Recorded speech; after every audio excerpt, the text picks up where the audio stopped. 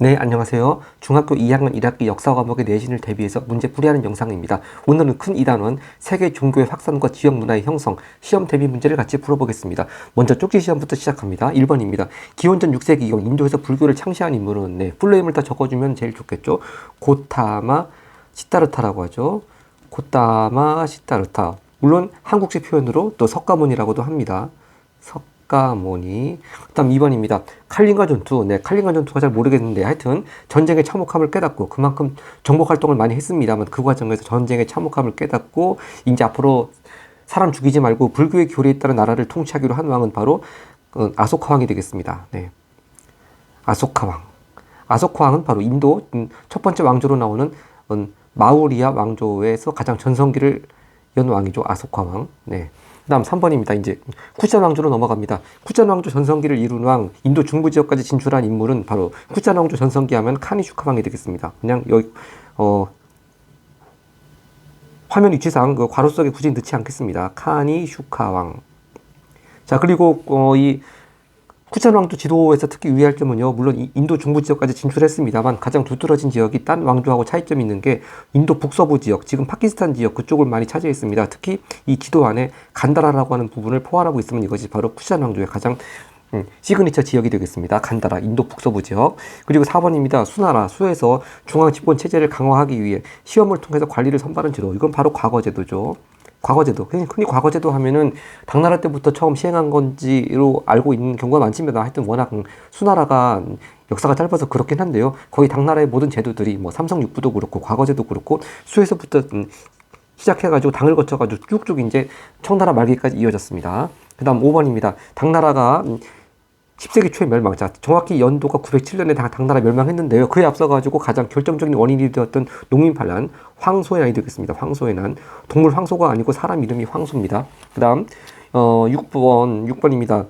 이제 9세기 말 당나라 쇠퇴로 바로 이렇게 황소난도 일어나고 당나라가 쇠퇴했죠. 그러면서 이제 일본에서는 당나라에 굳이 사람을 보내가지고 선진문물을 배울 필요가 없다. 그렇게 느꼈습니다. 그래서 견당사 파견이 중지가 됐죠. 그 다음에 이제 일본 고유 문화가 독자적으로 발전하기 시작하는데 바로 그럴 때 발전한 일본 독자적 문화를 부르는 말은 국풍이죠. 국풍 문화. 그리고 이때는 이제 헤이안 시대가 되겠습니다. 헤이안 시대의 견당사 파견이 중지되는 국풍 문화, 일본 독자적 문화가 발달했습니다. 그 다음 7번입니다. 622년, 바로 7세기 전반이죠. 무함마드가 귀족의 탄압을 피해 이슬람교 신자들을 이끌고 메카에서 해진합니다. 이게 뿌람하고 투 가지고 얼마든지 잘못된 선지 만들 수 있죠. 메디나에서 메카가 아니고 메카에서 메디나로 박해를 피해서 이동한 사건, 해지라가 되겠습니다. 해지라. 그 다음 8번 계속 이슬람 이어집니다. 아파스 왕조가 비단길을 통해 동서교육을 주도화하는 계기가 된 사건으로 751년 당나라와 치른 전투, 이런 바로 탈라스 전투죠. 탈라스 전투. 이 아파스 왕조가요 750년부터 시작되는데 바로 아파스 왕조가 시작된 바로 다음 해에 이렇게 바로 당나라와 탈라스 전투가 있었고요. 그래서 그 결과 동서교육을 주도함으로써 결국 아파스 왕조 수도가 어디입니까? 바그다드가 아주 굉장히 번성하게 되었다. 그런 얘기죠. 바그다드 번성. 자, 그 다음 9번입니다. 이슬람 교리의 영향으로 사원 내부에 그려진 식물 모양의 물리기. 자, 일단 이슬람교 사원을 가리키는 말은 모스크죠. 그 모스크 내부에 좀 다른 종교하고 달리 좀 모양이 사람 그림이 없습니다. 주로 식물 모양도 있고 기하학적 무늬도 있고요. 이런 무늬로 채웠습니다. 그 이유는 뭐겠습니까? 바로 이슬람 교회에서 우상 숭배를 금지했기 때문에 심지어는 이슬람교를 창시한 무함마드 그림조차도 그릴 수 없었다고 하는 겁니다. 바로 그런 모양을 가리키는 무늬 이름을 아라베스크 무늬라고 하죠. 아라베스크 무늬입니다. 아라베스크 무늬. 그 다음 10번입니다. 5세기 말 이제 서유럽으로 왔습니다. 그리스도교로 개종해서 로마 교회 지지를 얻어낸 프랑크 왕국의 왕. 자, 물론 프랑크 왕국의 가장 전성기는 카를루스 대제긴 합니다만 5세기 말입니다. 5세기 말 그리스도교로 개종한 사람은 클로비스죠. 클로비스. 그 다음 11번. 자, 중세 유럽의 장원에 거주하며 영주에게 예속되어 있던 농민들 이르는 말은 농노입니다. 농노. 그 다음에 12세기 이제 비잔팀 제국 쪽으로 갑니다. 동로마 제국이 쭉 이어지는 거죠. 6세기 전반에 비잔팀 제국의 전성기를 이끈 황제는 유스티니아누스죠. 유스티니아누스. 네, 이제 서유럽이나 뭐 동로마 이쪽이건 간에 하여튼 숫자로 끝나는 사람들이 많아가지고 참 외우기 힘듭니다. 유스티니아누스 황제입니다. 그 다음 13번입니다. 10세기 초입니다. 로마 카톨릭 교회가 부패하고 타락하자, 아직 이거 종교 개혁 나올 때 아닙니다. 아직, 10세기 초예요. 로마 카톨릭 교회가 부패하고 타락하자 교회 개혁 운동을 주도한 것은 클리니 수도원이죠. 그래서 클리니 수도원. 네, 아직 지금 14세기, 15세기 그렇게 뭐 르네상스나 종교개혁 나올 때가 아닙니다. 그리고 14번입니다. 중세 유럽의 도시 상공업자들이 공동의 이익과 안전을 위해 결성한 동업조합 일으키는 말은 두 글자 길드라고 그러죠. 그다음 15세기입니다. 15번입니다. 이제 벌써 17세기까지 넘어왔습니다. 17세기 30년 전쟁의 결과 칼뱅파가 승인되고, 칼뱅파 승인됐다는 게 참 중요한 의미가 있죠. 종교 선택의 자유를 인정한 조약은 바로 베스트팔렌 조약이 되겠습니다. 베스트팔렌 조약. 네, 그리고 연도까지 알아두면 늦죠. 1648년이고요. 자, 그래서 이 30년 전쟁이라고 하는 게 구교를 믿는 쪽과 신교를 또 믿는 쪽의 대결이고, 일단 구교하면 당연히 로마 카톨릭 쪽이고요. 로마 카톨릭. 네. 그리고 이제 신교 쪽은 일단 베스트팔렌 조약에 앞서가지고 벌써 16세기 때 일단 먼저 승인을 받은 루터파를 믿는 쪽 플러스 또 이런 새로운 칼뱅파를 믿는 쪽이 같이 신교를 믿는 쪽입니다. 근데 이미 루터파는 아우구스부르크 화의에서 일단 공인되었고, 이 베스트팔렌 조약, 즉 30년 전쟁의 결과 베스트팔렌 조약에 의해 가지고 이제 두 번째로 칼뱅파까지 공인되게 되었다. 그런 종교개혁의 스토리가 되겠습니다. 자, 그럼 객관식 문제 풀어보겠습니다. 네, 학교 시험 대비 만점 문제, 객관식 문제입니다. 일단 1번 그 그림과 관련된 왕조에 대한 설명 옳은 거 찾으려면 먼저 이 그림이 뭔지를 알아야 되겠습니다. 바로 이게 산치 대탑이죠. 산치 대탑. 아소카 왕이 이렇게 이제 불교를 많이 후원하면서 여러 가지 탑들을 많이 세웠고, 그 중에 하나가 산치 대탑이 되겠습니다. 자, 그러면 이 왕조는 마우리아 왕조죠.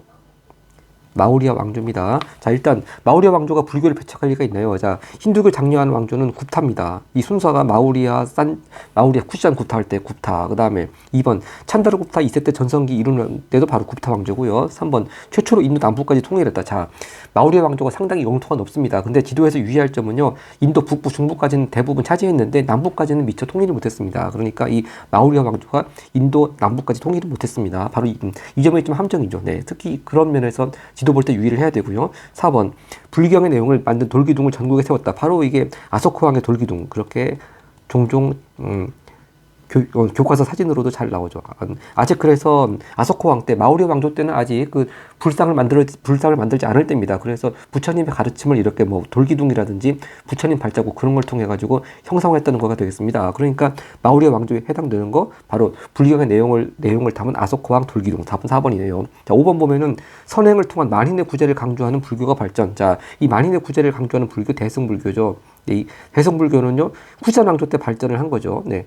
후산 왕조 때 발전한 것이고, 네, 마우리 왕조 때는 대승불교가 아니고 개인의 해탈을 중시하는 상좌부 불교가 발달했습니다. 그리고 아직 이때는 불상을 만들지 않았습니다. 네, 2번 갑니다. 네, 이번은 후천 왕조에 대한 문제네요. 후천 왕조 시기 오늘날 파키스탄 북부에 위치한 간다라 지방. 네, 항상 지도에 간다라가 보이면 후천 왕조라고 했습니다. 기억 맞고요. 간다라 지방에서는 알렉산드로스의 원정으로 그리스인이 남긴 헬레니즘 문화가 융합다. 이것도 맞습니다. 니은도 맞고요. 그래서 간다라 양식이 탄생했다. 이 지역에서는 그리스 조각 문화와 인도 불교 문화가 만나 불상이 등장했다. 이것도 맞습니다. 그래서 그리스 신상에 나오는 옷의 주름이 이제 불상의 주름하고 비슷해지는 거죠. 네, 불상의 옷주름이 그리스 신상 옷주름을 많이 모방을 했습니다. 이것도 맞고요. 이러한 불상을 제작하는 문화는 상자부 불교가 동북아시아로 전파되면서, 자, 상자부 불교는요, 아까 전에 봤지만 마우리아 왕조에서 발전했고요. 이 상자부 불교는 동북아시아가 아니고 동남아 지역으로 전파됐습니다. 이 후산 왕조 때 불상과 함께 동북아 지역으로 전파된 것은 상자부 불교가 아니고 대승불교. 네, 아까 전에 봤죠. 대승불교. 답은 그럼 리을이 답이 되겠습니다. 4번. 자, 마지막. 바로 그 동북아시아로 전파됐으니까 중국을 거쳐 우리나라에도 당연히 영향을 준 것이죠. 네, 그 다음 3번 갑니다. 3번 다음과 관련된 종교. 자, 이것이 어떤 것을 말하는 것부터 먼저 알아야 되겠죠. 바로 이게 시바신입니다. 시바신. 자, 힌두교엔 여러 신들이 있는데 이제 힌두교에서 파교를 담당하는 신을 시바신이라고 그러죠. 네, 그러니까 일단 힌두교에 대한 문제입니다. 자, 1번 경전이 쿠란이 아닙니다. 네, 쿠란은 바로 이슬람교의 경전이죠. 네, 힌두교의 경전은 뭡니까? 만우법전이죠. 만우법전. 힌두교는 만우법전이 경전이고요. 자, 2번 자비와 평등을 강조한 건 불교고요. 네, 힌두교에서는 카스트교의 신분차별 인정했다고 했습니다. 자, 그러니까 5번도 답이 아니죠. 카스트제 신분차별에 반대한 건 불교. 힌두교는 카스트교 신분차별을 인정했습니다. 그 다음 이제 3번은 이제 알라를 유일신으로 섬긴 건 당연히 이슬람이고요. 4번 굽타 왕조 시대에 성장했다. 이것이 맞겠습니다. 네, 굽타 왕조 시대에 이렇게 힌두교가 성립되어 가지고 성장했습니다. 4번 갑니다.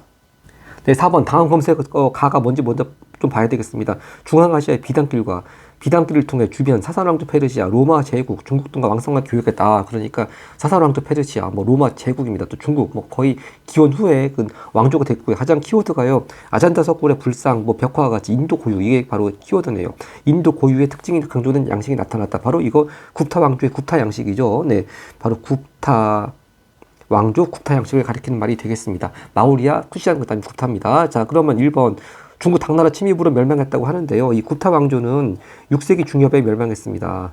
네, 6세기 중엽에 멸망했고 당나라는요 7세기 전반에 생긴 나라죠. 당나라는 7세기 전반에 생긴 나라라서 아직 굽타 왕조가 멸망할 때 당나라 있지도 않았습니다. 땡이고요. 네. 그 다음에 2번 바로 이거네요. 인도 고유의 양식 바로 산스크리트어가 공용어로 되었습니다. 그래서 산스크리트어로 된 여러 가지 문화작품 같은 것도 나온 것이죠. 3번 화학이 발달해서 알코올, 알칼리 막 이런 거 다 이슬람에서 나온 용어들입니다. 네, 이건 알코올, 알칼리 이런 거 이슬람에서 화학이 발달했기 때문에 나온 용어들이고요. 4번 아라비아와의 교류로 영의 수학 개념이 들어갔다고 하는데요. 자, 들어왔다가 아니고 거꾸로 영이라는 수학 개념이 인도에서 만들어져 가지고 아라비아 반도로 들어가서 아라비아 숫자가 거기서 완성이 된 겁니다. 거꾸로 됐습니다. 프롬하고 투가 거꾸로 됐습니다. 5번 카스트조가 최퇴한 것이 아니고 늘 나온 얘기지만 굽타 왕조 때는 바로 카스트제의 신분차별을 인정했습니다. 네. 그래서 이게 뒤에도 굽타 왕조에서 바로 힌두교의 법전이 만우법전인 것은 맞는데 인간 평등 강조한 것이 아니죠. 카스트교의 신분차별 인정했습니다. 5번 갑니다. 네, 5번 다음 나라가 멸망한 원인입니다. 6세기 말, 즉 500 몇 년입니다. 580년 뭐 그쯤입니다. 남북조로 나누어 대립하던 중국을 통일했다. 자, 남북조 전부 통일한 나라 수나라가 되겠습니다. 자, 수나라는 결국 건국 30년 만에 멸망했죠. 물론 고구려를 침입한 것도 큰 원인이기도 하고 뭐 대우나 만든 것 때문에 너무 백성들을 가혹하게 그렇게 동원했죠. 자, 1번 선지 한화 정책. 자, 일단 한화 정책, 한족의 동화되기 위한 정책, 한족의 문화를 장려한 정책, 바로 그걸 실시한 나라는 바로 북이죠. 북이, 즉 북조, 화북 지역을 통일한 북이가 5세기 때, 특히 효 문제 때 실시한 정책이 한화 정책입니다. 네, 수나라고 한 관계였고요. 2번 두낭, 윤강 등 대규모 석굴 조성, 이것도 역시 북이 때가 되겠습니다. 북이 때 상당히 그 왕곧 부처다 그러면서 이제 왕권 강화하는 차원에서 불교를 많이 후원했습니다. 그러면서 만든 석굴이 두낭, 윤강 석굴이고요. 3번 이슬람 세력의 침입으로 사회가 혼란스러웠다. 자, 수나라는요 이렇게 30여 년 만에 망했기 때문에 뭐 이슬람 세력하고 뭐 접촉하거나 그럴 겨를도 없었습니다. 네, 전혀 거리가 멀고. 4번 무리한 토목공사와 고구려 침략, 이게 답이네요. 네, 예를 들어서 대우나 같은 거 무리한 토목공사하고 그다음에 고구려 침략으로 국력이 소모되어서 망했습니다. 5번 법과 사상을 바탕으로 사상 강력히 통제하면 바로 진나라 진시황제 말하는 거죠. 진시황제. 특히 사상을 강력히 통제했다. 바로 이 대표적인 사건 이름이 분서갱유라고 하는 거죠. 분서갱유. 유학책들 다 불태워버리고 유학자들 땅에다가 묻는 거. 그 다음 6번 갑니다.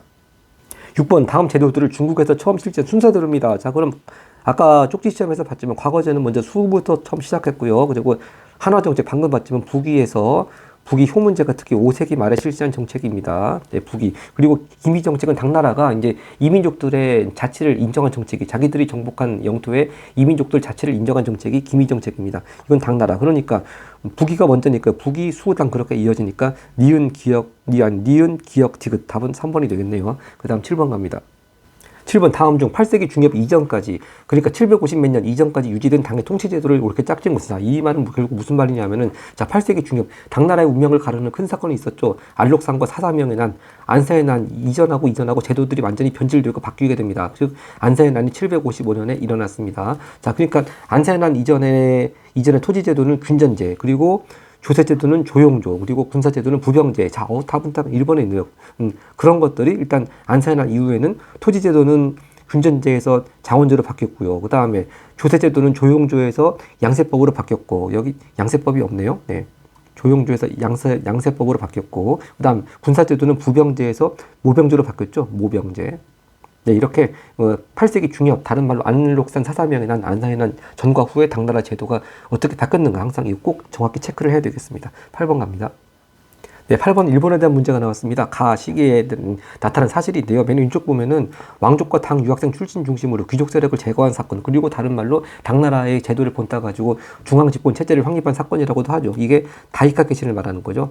다이카 개신 연도 알아두면 편합니다. 645년 7세기 중반이고요. 자, 오른쪽 끝을 보면은 외쪽과 귀족 세력이 강해지자 헤이안교로 천도했습니다. 헤이족교가 아니고 헤이안교로 천도해서 이때부터 헤이안 시대가 되는 것이죠. 헤이안 시대. 그러면 다이카 개신 그리고 헤이안 시대 바로 앞에는 바로 나라 시대가 되겠습니다. 나라 시대. 즉 나라 시대는 8세기를 대부분 차지하는데 연도 알아두면 편합니다. 710년부터 794년까지. 그리고 나라 시대의 수도는 지금의 나라 헤이족교였습니다. 자, 그럼 찾아보겠습니다. 1번 견당사 파견이 중지되었다. 자, 나라 시기는요. 견당사 파견이 활발했죠. 이 견당사 파견이 중지가 된 건 바로 헤이안 시대 때 9세기 말 이렇게 당나라가 쇠퇴하면서 더 이상 당나라한테 배우지 말고 우리 일본 고유의 문화를 발달시키자 하면서 9세기 말 견당사 파견 중지됐습니다. 그리고 2번 교토에 보도인 조성한 것도 역시 해안 시대 때가 되겠습니다. 이것도 국풍문화를 상징하는 사원이죠. 이것도 해안 시대.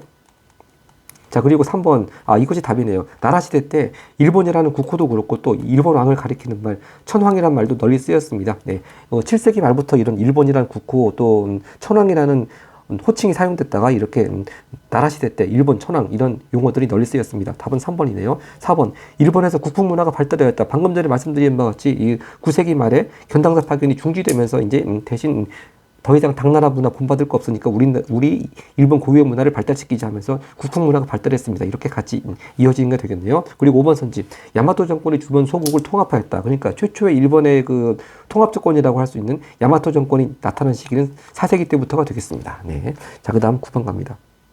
자, 9번 다음과 같은 일본의 고분이 조성된 시대 상황인데요. 이게 그림은 되게 작게 나오지만 이게 다이센 구분이라고요. 다이센 구분이라고 일본 야마토 정권 시대에 만들어진 겁니다. 야마토 정권 시대에 만들어진 건데 이거 그림이니까 조그맣게 나왔지만 일본 최대의 고분입니다. 네, 상당히 그 크기가 어마어마한데요. 하여튼 이게 실제 만들어진 시기가 뭐 5세기냐 6세기냐 뭐 그건 아직 정설은 없는 것 같습니다만 하여튼 야마토 정권 시대에 만들어진 고분입니다. 그럼 그때 상황을 한번 보겠습니다. 1번 도대사가 건립되었다. 도다이사는요 바로 나라 지역의 8세기 중엽에 바로 나라 시대 때 건립된 겁니다. 네, 나라 시대 때 상당히 불교를 많이 장려했죠. 2번 견당사와 견신라사를 활발히 파견한 것 역시 나라 시대가 되겠고요. 3번 한자를 본또 고유 문자 뭐 일본 고유 어쩌고 하면 바로 국풍문화 하고 또 국풍문화 그러면 역시 헤이안 시대죠. 역시 헤이안 시대 때 일본 고유 문자 가나가 만들어졌습니다. 가나라고 그러죠. 가나. 네. 그 다음 4번입니다. 일본 서기와 고사기 등 역사서가 편찬되었다. 이거 답이네요. 나라 시대 때 이런 일본 서기, 고사기 같은 역사책이 편찬되었습니다. 답은 4번. 자, 5번 보겠습니다. 이게 아니죠. 지금 우리가 나라 시대 보는 게 아니고 지금 야마토 정권 시대 보고 있는 거죠. 5번 답입니다. 당의 율령 체제를 바탕으로 한 통치체제, 즉 중앙집권 통치체제가 성립되었다. 이것이 아까 그 8번에서 봤던 다이카 개신을 말하는 것이 되겠습니다. 다이카 개신. 바로 야마토 정권 시대였던 645년에 있었습니다. 답은 4번이 아니고 5번이겠습니다. 네, 10번 갑니다. 다음을 통해 알 수 있는 당 문화의 성격입니다. 근데 어차피 이거 국어 문제나 마찬가지입니다. 이 예빈도로 가는 그림인데요. 즉 손님을 맞이하는 그림, 당의 관리가 서역인, 고구려 또는 신라인, 북방 유목민 등 외국 사전을 맞이하는 모습. 그러니까 상당히 인터내셔널한 거죠. 그러니까 답은 1번 국제적. 네, 쉽습니다. 당나라 문화 하면은 국제적 또 하나는 귀족적 그런 것이 키워드가 되겠습니다. 11번 이제 이슬람으로 갑니다. 이슬람교가 성립할 무렵인 6세기 후반, 즉 580년, 90년 그때입니다. 아라비아 반도의 상황을 옳지 않은 것은 이게 결국 어떻게 메카가 이렇게 상업의 중심지, 교육의 중심지로 부상하게 되었나 그런 문제입니다. 일단 여러 부족이 대립하고 있었다. 뭐 그 상황 맞고요. 이게 그 순서가 보면은 이게 이제 맨 처음 인과관계가 먼저 5번 쪽으로 거슬러 갑니다. 이때가 그 사산 왕조 페르시아하고 또 동로마 제국이 쭉 이어진 비잔틴 제국이 쭉 같이 있던 시대인데 뭐 이 나라들이 사이가 좋을 때는 또 서로 교역을 하면서 육로를 통해 가지고 잘 그 교역이 됐을 건데 이렇게 사산 왕조 페르시아하고 비잔틴 제국이 서로 대립하고 전쟁을 하다 보니까 일단 이쪽 지역을 지나가는 육로 교역로가 막혔습니다. 그러다 보니까 일단 새로운 그 홍해 쪽을 지나가는 새로운 교역로가 필요하게 되었죠. 바로 그 홍해 쪽에서 있었던 새로운 교역로, 바로 그런 무역의 중심지로 이제 부상하고 번영을 하게 된 것이 메카하고 메디나가 되겠습니다. 그래서 여기 이제 그 무함마드가 또 메카 지역의 상인 집안의 사람이죠. 그러니까 1번, 아니, 그러니까 1번, 2번, 4번, 5번 다 그 시대의 분위기로 해당하는 거 맞고요. 답은 3번입니다. 이렇게 메카, 메디나 이쪽이 무역 중심지로 많이 번영하고 많이 교역이 발달하면 당연히 또 빈부격차가 더 커지면 커지지 줄어들 리가 없습니다. 네, 답은 3번입니다. 12번 갑니다. 12번입니다. 다 왕조 시기입니다. 자, 이 무함마드가 사망할 때까지는 그러면 무함마드 시대, 다른 말로 이슬람 공동체 시대가 되겠고, 자, 이 무슨 왕조가 나오는데 제일 처음 나오는 왕조가 바로 우마이야 왕조죠. 네. 우마이야 왕조입니다. 그리고 그 다음 나온 왕조가 아까 전에 탈라스 전투할 때 봤던 아바스 왕조입니다. 그러면 바로 요 사이 시기는 무함마드가 사망하고 그 우마이야 왕조가 세워진 그 시기 전까지는 바로 이때가 정통 칼리프 시대라고 하죠.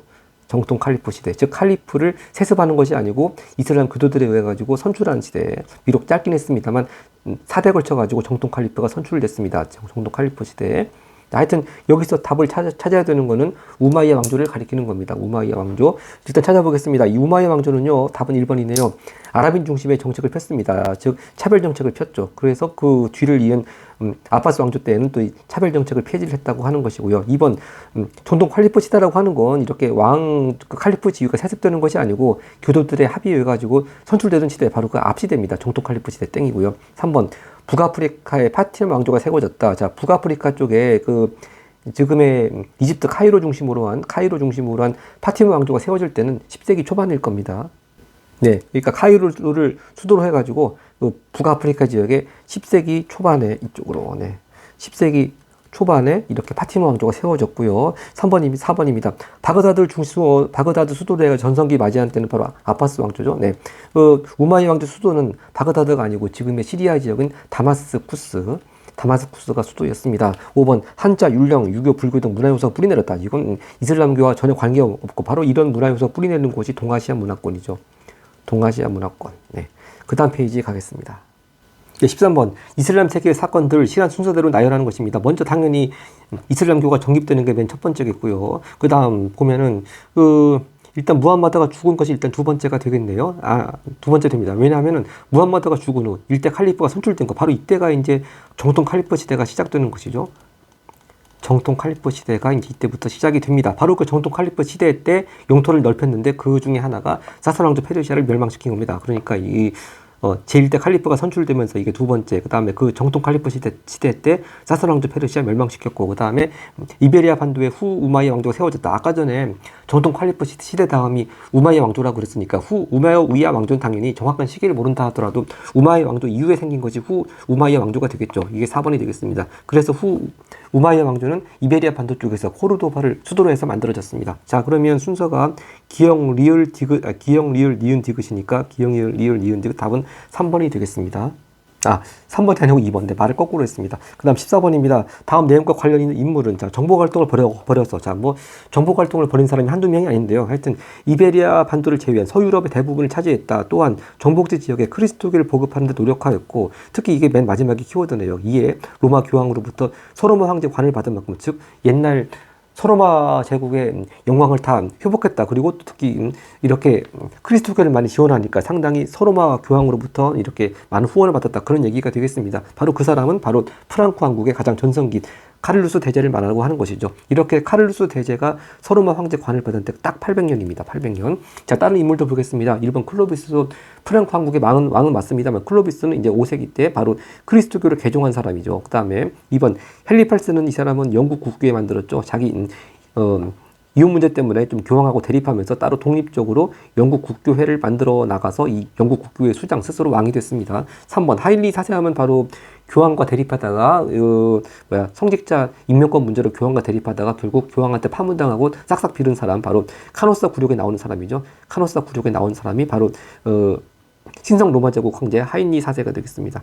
신성 로마 제국 황제. 자, 신성 로마 제국은요, 동프랑크 왕국의 오토 1세가 옛날 그 로마 제국의 영광을 많이 회복했던 그런 의미를 해가지고 붙여진 나라 이름이 신성 로마 제국, 동프랑크, 지금의 독일 지역이 되겠습니다. 하여튼 그 1077년 바로 그 왕권이 세속 황제권 왕권이 교황권보다 많이 밑에 있는 좀 굴복한 그런 사건을 상징하는 것이 바로 그 카노스의 굴욕 사건이죠. 그다음 5번 유스티니아누스 황제는 아까도 말했지만 6세기 때 바로 비잔티움 제국의 전성기를 이끈 황제가 되겠습니다. 비잔티움 제국. 그다음 15번 갑니다. 네, 15번 다음을 통해 알 수 있는 바로 그림 자체가 바로 중세 봉건 사회 바로 뭐라고 했더나 하여튼 그런 구조도가 나왔습니다. 근데 옳지 않은 것은입니다. 1번 당연히 지방 분권자 성격을 지니고 있고요. 2번 주군은 봉신에게 봉토 주었고 이것도 맞습니다. 근데 주군은 이제 봉신한테 봉토 주었고 그 영주들이 그 자기 봉토 안에서 행하는 여러 가지 일에 대해서 간섭할 수 없었습니다. 3번 그러니까 당연히 지방 분권적인 성격을 지게 되는 것이죠. 띠게 되는 것이죠. 3번 제후와 기사 간의 쌍무적 계약 관계. 그렇죠. 그 고대 중국의 주나라 때의 그 봉건 제도는 혈연 관계를 기초로 한 것인데 반해서 서유럽에서의 봉건 제도는 쌍무적 계약 관계가 특징이라고 했습니다. 4번 농노는요.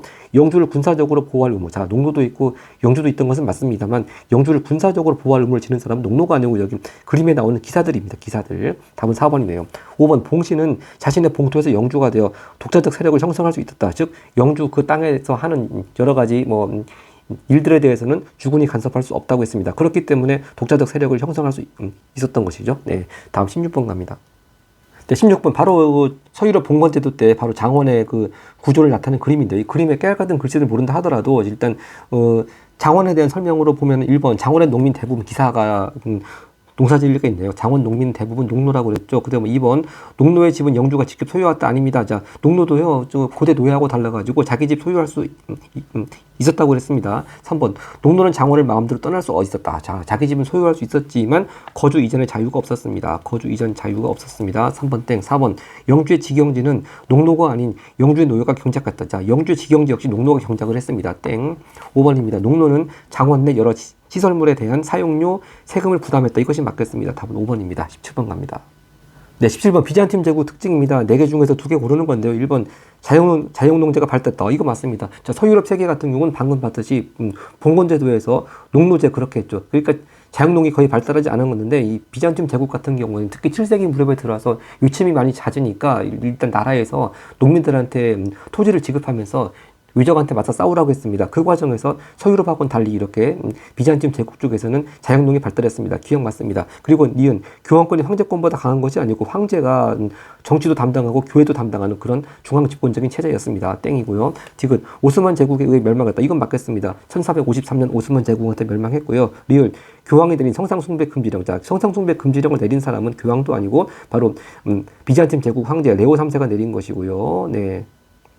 그래서 틀렸죠. 그럼 답은 기억하고 디귿이니까 답은 2번이네요. 그 다음, 18번 갑니다. 이제 바로 이거 가장 중요하죠. 네, 항상 서유럽하고, 서유럽 세계하고, 중세 서유럽 세계하고, 비잔tium 세계 비교하는 문제 늘 항상 단골로 나온 출제에 항상 포인트가 되겠습니다. 1번 종교. 중세 서유럽이 그리스 정교가 아니고, 비잔tium이 그리스 정교고 서유럽이 로마 카톨릭 땡 서로 바뀌었네요. 2번 교권. 서유럽은 교황과 황제 분리된 거 맞고, 자, 2번, 자, 비잔팀 제국의 경우에는 황제가 교황에서 교회 수장 이것이 맞겠습니다.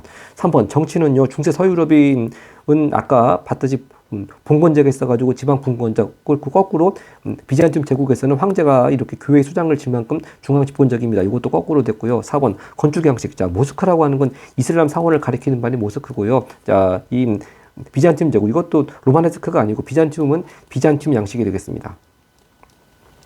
비잔티움 양식. 그 다음에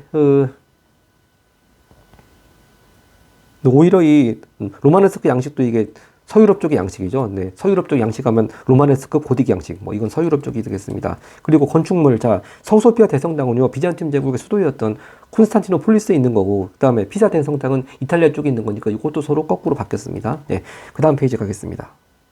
네, 그 다음 19번입니다. 다음 사건의 결과입니다. 11세기 후반 교황 그레고리스 1세. 자, 그렇게 교황이나 황제 이름 알아두면 편합니다. 7세는 세속군주가 행사하던 성직자 임명권을 교회가 가져야 된다고 주장하였다. 이에 아까 전에 봤죠. 신성 로마 제국의 황제였던 하이니 4세가 반발하여 저항하였고 교황은 그를 파문하였다. 바로 그 사건 카노사 굴욕이 되겠습니다. 카노사 굴욕 사건. 파문하고 결국 거기에 이 황제 신성 로마 제국 황제 하이니 4세가 굴복하고 싹싹 비른 사건 1077년에 카노사 굴욕이 되겠습니다. 바로 그럼 그 결과로 가장 적정한 것은 교황권이 강화되는 것이죠. 네. 이렇게 황제가 싹싹 빌었는데 황제권이 강화될 리가 없죠. 그리고 봉건자와 관계가 없고요. 동서교회 분열이라고 하는 건 아까 전에 나왔던 성상숭배 금지령 때문에 성상숭배 금지령을 계기로 해가지고 동쪽 동유럽 쪽은 그리스 정교, 서유럽 쪽은 로마 카톨릭 그렇게 분열된 것이고 카노사 굴욕과는 관계가 없겠습니다. 5번 성직자 부패와 타락은 이건 나중에 뭐 종교 개혁이라든지 또는 수도원 개혁 운동 그런 거에서 나온 말이고요. 그다음 20번 가겠습니다. 자, 20번 이제 어느 문화 양식인지 그걸 묻는 겁니다. 여행지에서 보낸 가상 편지다. 자, 이번 여행지에서 어떤 멋진 건축물을 방문했다. 가장 인상 깊은 것은 하늘을 찌를 듯한 첨탑 하나 나왔고요. 그 다음에 내부는 아치를 세워 천장을 더 높게 만들었고 여기서 키워드가 뭐냐면은 내부에 화려하게 장식한 스테인드 글라스가 있다는 겁니다. 그럼 뾰족한 첨탑과 스테인드 글라스 바로 고딕 양식이죠. 고딕 양식. 자, 그렇게 스테인드 글라스 통해 가지고 들어온 햇빛을 그 당시 사람들은 신의 빛으로 여겼다고 했습니다. 바로 고딕 양식의 대표적인 건축물 요건 외워야 되겠습니다. 프랑스의 샤르트르 대성당이 되겠네요. 일본의 도다이사 바로 나라 시대 때 만들어진 대표적인 물교 사찰이죠. 네, 8세기 중엽에 만들어졌습니다. 나라 시대 때. 2번 이집트 피라미드 말도 안 되고요. 3번 터키의 성소피아 성당. 자, 지금 이것은 비잔티움 양식이죠. 콘스탄티노폴리스가 비잔티움 제국의 수도로 있을 때 만들어진 성소피아 성당, 비잔티움 양식을 대표하고 뭐 둥근 돔과 또 내부에 모자이크 무늬가 있다고 했습니다. 5번 예루살렘의 바위의 돔이라고 하는 거. 자, 이건요 예루살렘이라고 하니까 뭐 그리스도교라든지 유대교 생각하기 쉬운데 이 바위의 돔이라고 하는 황금 사원은 이슬람 유적입니다. 네, 이슬람교와 관계된 건축물입니다. 그다음 21번 갑니다.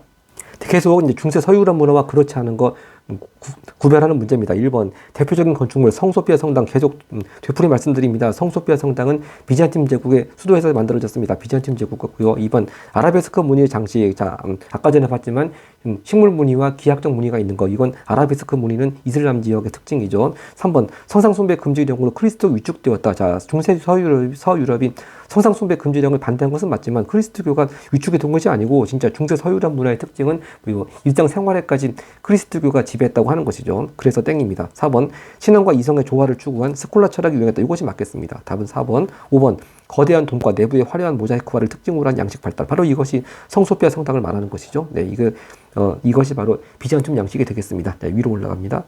네. 22번 밑줄 친 이 전쟁의 결과를 묻는 겁니다. 근데 여기 딱 보면은 십자군 전쟁이라는 걸 알 수 있고요.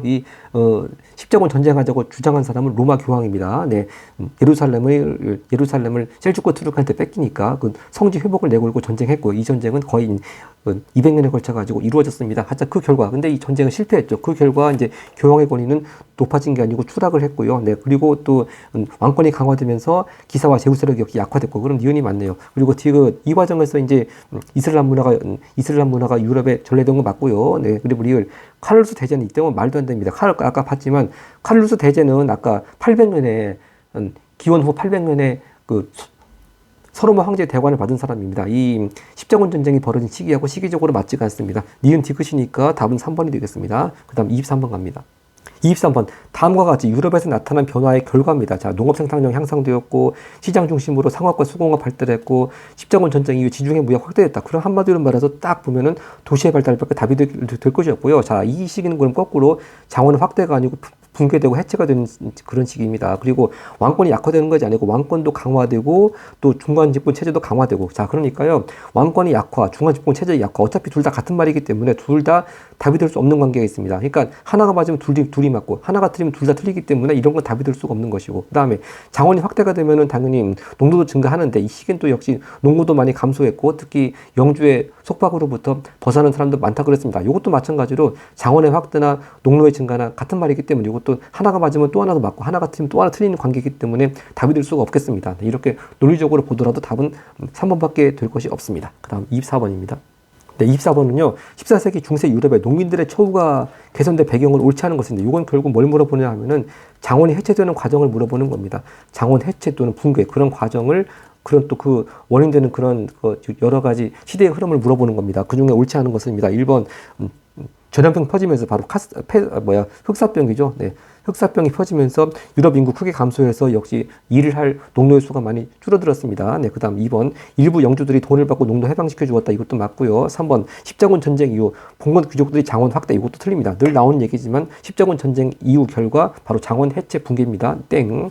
자, 그리고 4번 영주들이 속박을 강화하자 농민들이 반란을 일으켰습니다. 네, 그런 지역이 좀 있었죠. 네, 뭐 이렇게 영주의 속박으로부터 벗어난 사람들도 많지만 또 일부 영주들 같은 경우에는 속박을 강화해서 그 프랑스 같은 경우에는 자크리 반란 같이 농민들 반란이 일어나기도 했습니다. 그리고 5번입니다. 영주들이 부역과 현물보다는 즉 몸으로 때우는 것보다는 화폐 시대 즉 돈으로 그 경작하는 대가를 내는 것을 선호하기도 했습니다. 그러니까 영주의 속박에서 벗어나기가 좀 쉬운 면이 있었죠. 네, 다 여기 1, 2, 4, 5번은 다 이렇게 장원이 해체가 되던 그 14세기 이후에 중세 유럽의 모습을 그대로 잘 표현한 선지가 되겠습니다. 다음 페이지 가겠습니다.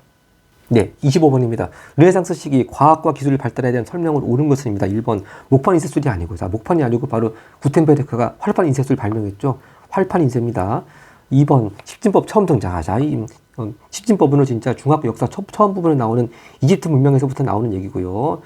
이집트 문명에서부터 나온 얘기. 3번 코페르니쿠스가 천동설이 아니고 지동설. 이것이 맞겠습니다. 4번 최초로 숫자를 만들어 아라비로 전했다. 자꾸 이제 뿌럼토가 자꾸 왔다 갔다 하는 선지가 나오는데, 자, 영의 개념을 만들어서 인도에서 만들어 가지고 아라비아로 전했습니다. 네. 르네상스하고는 아무 관련이 없고요. 5번 선지 자연과 인간보다 신에 대한 탐구. 이것이 아니죠. 지금 이제 중세가 아닙니다. 항상 르네상스 시기의 특징은 인간 중심이죠. 네, 그래서 땡입니다. 네, 그다음 26번입니다. 다음을 통해 알 수 있는, 자, 이게 이탈리아 지역의 르네상스가 아니고 알프스 이북 지역의 르네상스 특징입니다. 자, 요즘 교황들 어쩌고저쩌고 하면서 지금 비판하고 있습니다. 바로 이 작품은 에라스미스, 네덜란드 사람 에라스미스의 우신 예찬입니다. 바로 여긴 뭐 거의 국어 문제나 마찬가지네요. 답은 2번입니다. 교회와 사회를 비판하는 경향이 강하였다. 자, 여기 1번 라틴어 문학 발달, 3번 건축 조각, 회화 등 예술 주로 발달, 4번 인간과 자연이 가진 아름다움을 있는 그대로 표현, 그리고 5번 고대 미술과 예술 유적에 대한 세밀한 관찰. 다 이런 것들은 이탈리아 지역의 르네상스가 되겠습니다. 네. 이탈리아 지역. 그래서 그 르네상스 문화의 특징도 이탈리아 지역하고 알프스 이북 지역하고 구별해야 된다고 그랬죠. 자, 객관식 마지막 27번으로 가겠습니다. 자, 가나 인물과 관련된, 즉 종교 개혁과 관련된 인물들이 나왔네요. 인간의 구원은 오직 신앙과 은총에 의해서만 가능하고 신앙의 근거는 성서다. 즉 성서 중심의 신앙. 바로 뭐 면로부 산다고 해가지고 죄를 면하는 것이 아니라는 겁니다. 바로 루터죠. 네. 면벌부 판매에 대항해서 95개조 반박문을 발표했던 루터입니다. 그리고 인간의 구원은 신에 의해 미리 정해져 있다. 예정설. 그리고 검소한 생활을 해야 하면 직업에 충실해야 한다. 이걸 다른 말로 직업 소명설이라고도 하죠. 직업 소명설. 즉 나는 칼뱅이 되겠습니다. 루터와 칼뱅입니다. 자, 그럼 바로 루터는 독일 사람이니까 많은 독일 제후들 지지받았고요. 기억 맞고, 스위스가 아니고요. 스위스에서 처음 시작된 사람은 스위스 사람 칼뱅입니다. 네. 이거 땡이고요. 자, 칼뱅파는 스위스에서 처음 시작되었고, 영국에 가서 영국으로 퍼진 칼뱅파를 가리켜서 또 청교도라고도 부르죠. 청교도. 하여튼 이건 칼뱅에 대한 얘기고요. 디귿. 칼뱅은 도시 신흥 상공업자들 환영받았습니다. 이런 예정설과 직업 소명설 근거로 해가지고 경제적으로 이윤 추구하는 걸 정당화시켰죠. 그래서 이런 도시 신흥 상공업자들로부터 환영받았습니다. 그리고 바로 칼뱅이 왕이 영국 교회 수장님 성품에서 영국 국교에 세웠다. 이 사람은 헨리 8세죠. 네. 영국 국교의 수장이 된 사람 헨리 8세. 답은 기억 디귿이니까 2번이 되겠습니다. 자, 이제 서술형 문제로 가겠습니다. 네, 28번입니다. 다음 가나와 관련된 종교, 즉 가의 종교와 나의 종교가 다르겠죠. 이 종교가 카스트 제도에 가진 입장, 자, 결국 그럼 인도에서 나온 종교일 텐데요. 바로 가가 이게 바로 부처님 발자국이죠. 네, 부처님 발자국, 즉 불교에 대한 이 당시 나우리 왕조 때는 아직 불상을 만들기 전이고, 이렇게 부처님 발자국 같이 이런 부처님의 가르침을 형성한 이런 조형물 가지고 이제 불교를 전파시켰다 하는 것이고, 그 다음에 나아가 바로 브라함만가요? 네, 그렇죠. 힌두교 신 중에 하나인 브라흐만 신의 모습입니다. 그러니까 나는 힌두교입니다. 그러면 이제 불교, 가의 경우에는요, 당연히 카스트 제도에 대해서 비판적인 거고, 힌두교의 경우에는 굽타 왕조 때 카스트 제도의 신분차별을 인정했다고 그랬죠. 그런 내용을 답을 쓰면 되겠습니다. 네, 이렇게 큰 차이가 있는 거죠. 불교 쪽에서는 당연히 자비와 평등을 강조하니까 카스트제 비판했고요. 힌두교 쪽에서는 법전, 경전, 만우법전에다가 카스트제 규정하면서 신분차별 옹호했습니다. 네, 29번 갑니다. 다음 가 국가가 영토를 확장하면서 주변 민족들에게 실시한 정책 2가지 쓰라고 했습니다. 자, 각 국가가 먼저 봐야 되겠는데요. 가장 키워드가 바로 탈라스 전투가 나와 있네요. 근데 이제 탈라스 전투는 당나라하고 아파스 왕조 간의 전투인데 여기 보면은 이 바로 지역이 중국 지역이요. 바로 이때 한반도에서는 발해하고 신라가 있었습니다. 그러니까 이 나라는 당나라 때가 되겠죠. 그러면 당나라가 주변 민족들한테 실시한 정책 하나가 기미 정책이고 또 하나가 도읍을 설치한 겁니다. 그걸 한번 분리해 보겠습니다. 네, 이렇게 먼저 기미 정책이라고 하는 걸 통해 가지고 정복한 지역 그 주변 민족의 자체를 인정하기도 하면서도 그다음에 도읍이라고 하는 걸 설치해서 그 일부 지역에는 또 감시와 통제를 하기도 했습니다. 그 대표적인 도읍가 또 고구려 멸망시킨 자리에 세웠던 안동 도읍 그런 거죠. 그다음 마지막 30번 문제 보겠습니다. 이제 30번 다음 가에 들어갈 내용 두 가지 쓰라고 하는데 이게 뭔가 했더니 14세기 중엽에 시작되었고 위치는 이탈리아 그리고 대표적인 인물 보카치오 뭐 이런 사람들입니다. 즉 보카치오가 데카메론 썼죠. 그 다음에 레오나르도 다빈치는 또 그 모나리자 그렸죠. 그 다음에 봄을 그린 사람은 또 뭡니까 보티첼리라는 화가고요. 그 다음에 또 미켈란조르는 천지창조 이런 또 그림을 그렸죠. 또 다비드상도 했고요. 네, 하여튼 결국 그 이탈리아 르네상스 발생 배경을 쓰라는 겁니다. 네, 이렇게 쓰면 되겠습니다. 네, 이렇게 이탈리아에서 르네상스가 발달한 배경 첫 번째는 이탈리아에는 바로 고대 그리스 로마의 문화유산이 많이 남아 있었고요. 그다음 두 번째 지중해 무역의 번성함에 따라 가지고 도시의 상업이 발달했다는 거 이렇게 두 가지 배경을 써주면 되겠습니다. 네, 이것으로 해서 시험 대비 문제 모두 마치겠습니다. 감사합니다.